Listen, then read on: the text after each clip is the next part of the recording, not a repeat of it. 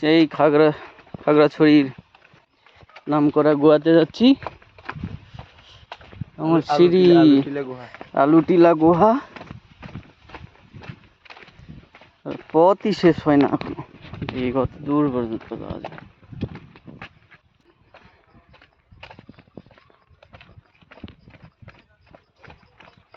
কত সিঁড়ি নামায় আসলাম।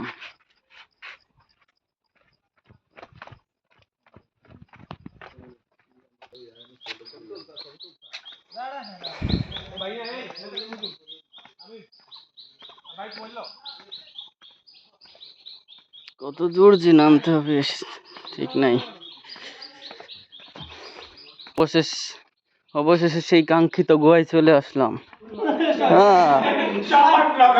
হ্যাঁ, আলামিন ভাইয়ের মতো এখন ব্লগার হয়ে যাওয়া লাগবে।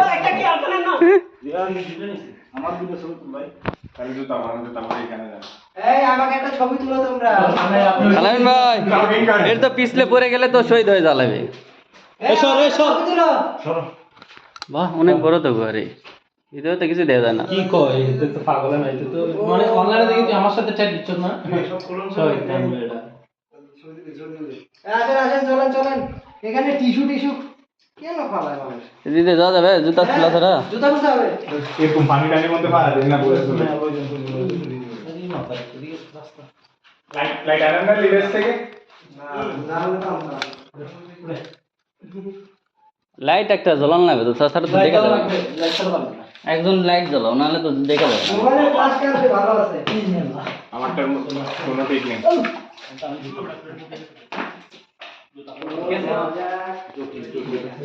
বিসমিল্লাহির রহমানির রহিম। দাঁড়ান ফ্ল্যাশ অন করি, ফ্ল্যাশ সারা রিক্স। বা ঠান্ডা তো আছে, সুন্দর আছে, ঠান্ডা মানে পরিবেশটা সুন্দর। আলুঠিলা ঐতিহ্য সেই গুহা, রহস্যময়। কে জানি বাটি রেখে গিয়েছে এখানে। আল্লাহ, লা ইলাহা ইল্লাল্লাহ। ও সেই সুন্দর, ভিতরে তো সেই সুন্দর আবহাওয়া, ঠান্ডা ঠান্ডা পরিবেশ।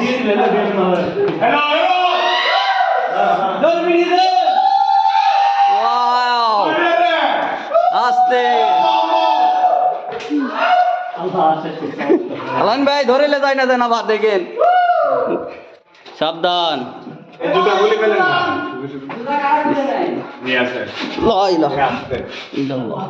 এই মাত্র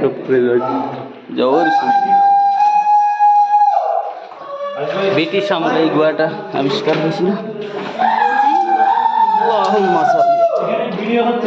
বিসমিল্লাহ।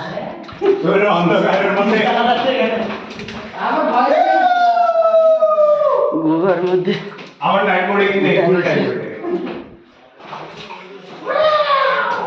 পাথর কেটে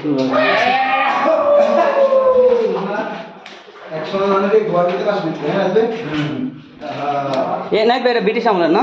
এখানে তো পানির পাইপ আছে।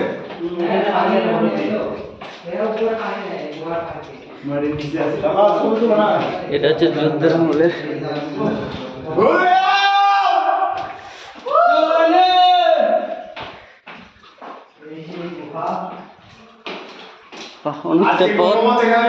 অনেকটা পথ চলে আসছে।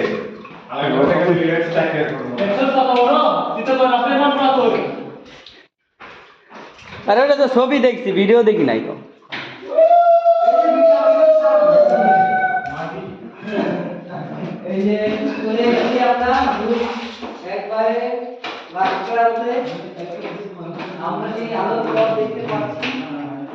পুরার ভিতর পুরাই অন্ধকার। এই সাইডে ছোট একটা সুড়ঙ্গ, কাটার মতো।